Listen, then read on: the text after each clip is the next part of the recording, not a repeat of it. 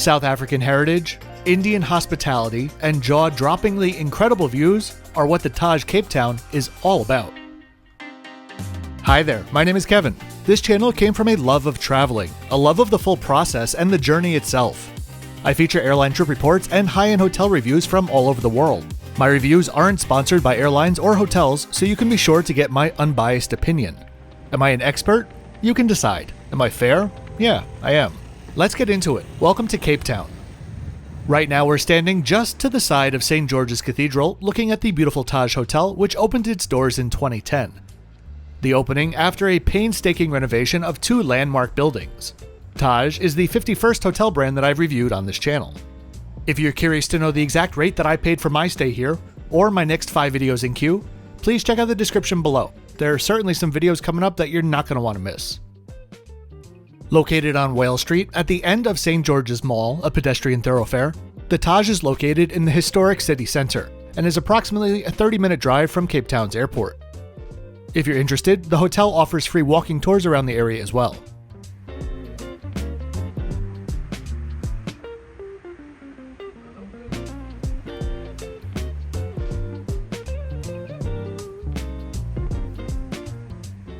As we walk inside the stately entrance, we're led up a few stairs, which leads to a rotunda where you'll find the reception desks.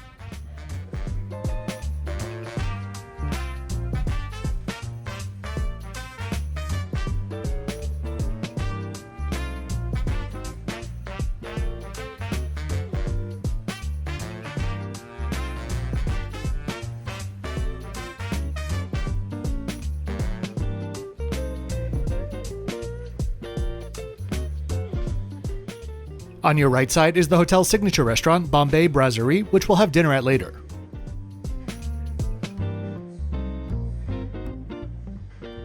This is an idea that I've had for a little while, a centralized spot for some key info that I'm asked about pretty often. This is just a first iteration, and it's just going to be for hotels. We'll see what it turns into.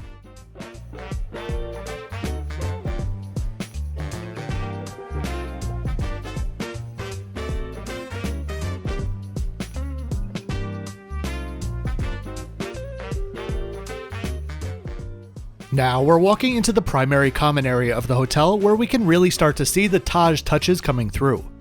This room is the former South African Reserve Bank's main hall. On the left we have the striking lobby lounge with the whiskey bar behind it.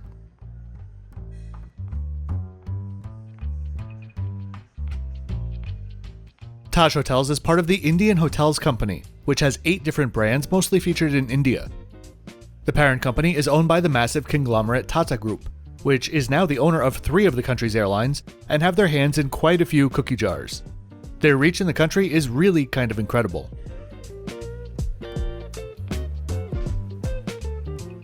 The original Taj Hotel was opened by Jamsetji Tata himself in 1902, which we now know as the famous Taj Mahal Palace in Mumbai. I did actually recently visit that hotel, and what a hotel it is. An absolutely incredible experience which will be coming up on the channel in around a month's time. Taj currently have 90 hotels with 75 of them in India. Taj is well known for their hospitality, and for the most part it did not disappoint here. A frequent sight was a guest walking through the lobby or lounge with a member of staff just having a conversation and going on about this, that, or the other. Taj instills a hospitality concept loosely known as God as Guest, which I'll get into detail about during my Mumbai review, but it essentially translates to honoring guests is near equal to honoring God.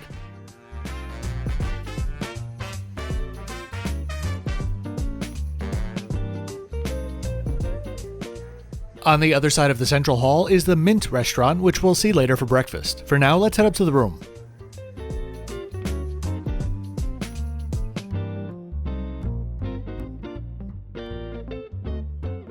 As I'm sure you know already, this review is not sponsored by Taj Hotels or any other travel-related company, so your support in watching, subscribing, and clicking that thumbs up button is greatly appreciated.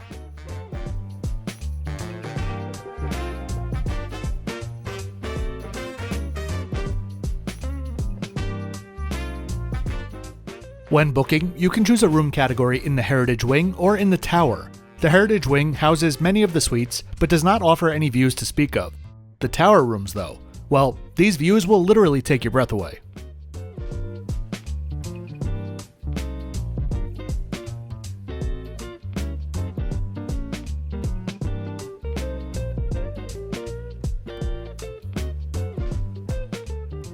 As is customary for Taj properties, the design and furnishings is classically elegant with an emphasis on finishing details. Some of the design choices may date the hotel to 2010, but the condition throughout the room is near pristine.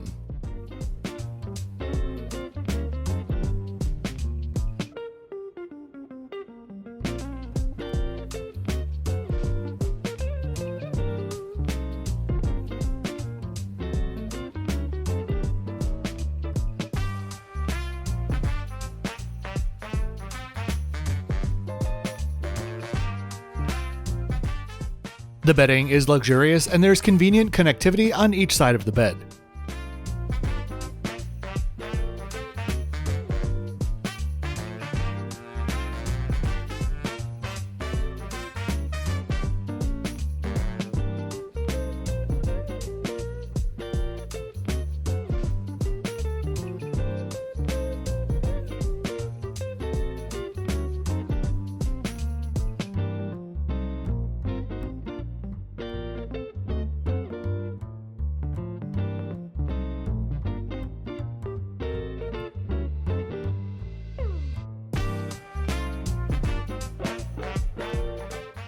The minibar was a little bit of a letdown. When I first arrived to the room, there was no coffee maker, only instant coffee. A quick call to the front desk rectified this, and they gave me a plentiful supply of coffee as well. There were also large glass bottles of water. Otherwise, I say it's a letdown because at this point, I'm just growing a little bit tired of seeing empty drawers and things like that, which are clearly designed to hold something.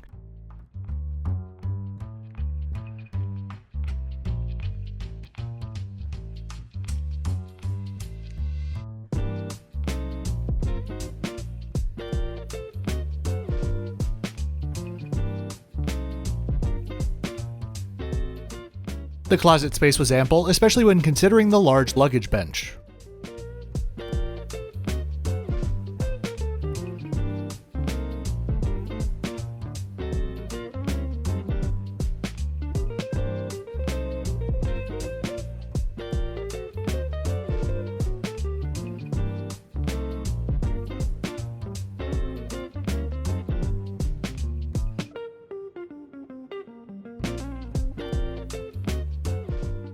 The bathroom featured Forest Essential products, which after my trip to India I have certainly grown to love, and the towels and linens in the bathroom were some of the best that I've had in quite a while.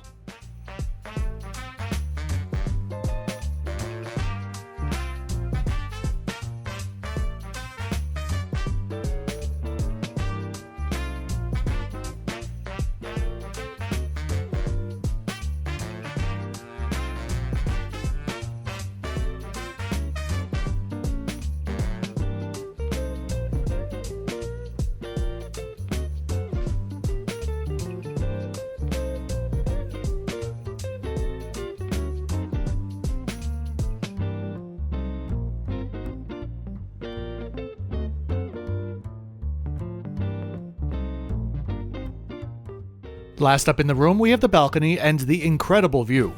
I do have to criticize the balcony a bit though. The views itself are better than I honestly could have ever imagined, but the balcony is not deep enough to actually sit on, and the balcony floors are significantly sloped towards the edge. I'm talking about sloped enough to give me a bit of vertigo every single time I stepped out there.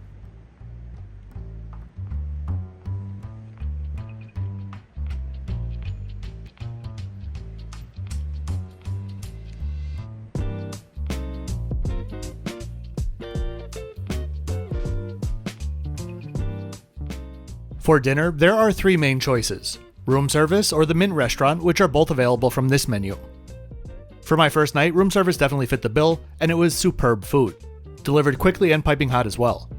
My only gripe was the Caesar dressing, which was very, very anchovy forward, but that's just my own personal taste.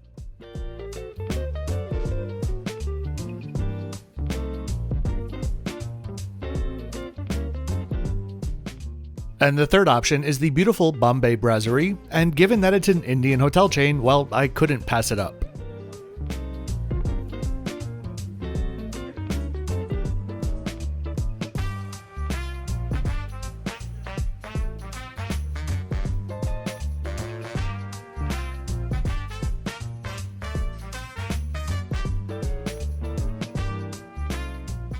I went with the non-veg set menu, which at 545 Rand or just over $30 US is a pretty good value for the level of service and food that you get. The amuse was dai puri, potato in a semolina sphere dressed with sweet yogurt and tamarind chutney. I was encouraged to take it in one bite, and it definitely set up the stage for a great meal. Next up was the appetizer, which was a trio of tandoori bites. On the left, we had a broccoli and a mustard and achar marinade, then creamy chicken scented with cardamom, and finally a lamb chop that was scented with ginger and masala. Next up, we had a sorbet palate cleanser, followed by the main course. The trio included chicken tarawala, a fenugreek chicken curry, masala cauliflower and green peas, and finally dal tadka, yellow lentils with cumin and chili. These were served with basmati rice and butter naan. Finally, for dessert, we had a warm gulab jamun, which is essentially a small honey-soaked cake with custard and pistachio, which was amazing. Overall, it was a great meal, if not a bit basic in nature to appeal to a wide range of palates. And I got back to my room just in time to see this incredible sunset.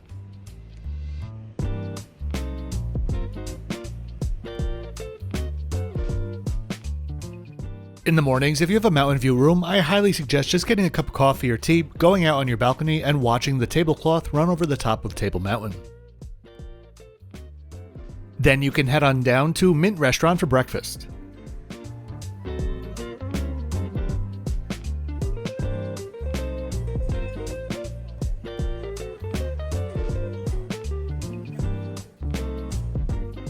On offer was a full buffet as well as a supplemental a la carte menu for egg dishes. The buffet was fine, if not a bit standard 5-star hotel stuff.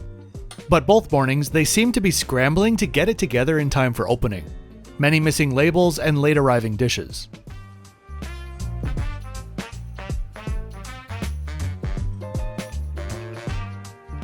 The buffet itself I can live with, but the problem that I had here was the service.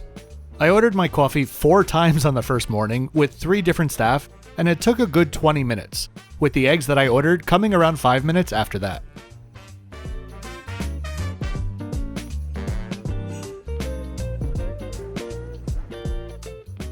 After that, I headed up to Table Mountain itself. I don't normally show activities and stuff like that, but I couldn't not show this. This city is absolutely spectacular. When going up, my best advice is the same that I read online before I went up. The best time of day to go is when you can see it. Clouds are going to roll in and out all day long, but if it looks clear, get your butts up there as fast as you can. I got a solid 20 minutes of clear views in before the clouds covered everything for the next few hours.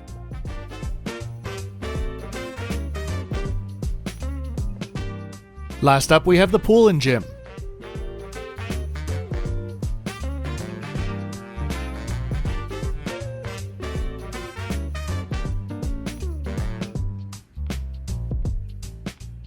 I understand that there are limitations to putting an indoor pool in a heritage building, but this one was just lacking a bit of something and had a bit of a claustrophobic feel to it. The gym, on the other hand, was fairly decently equipped.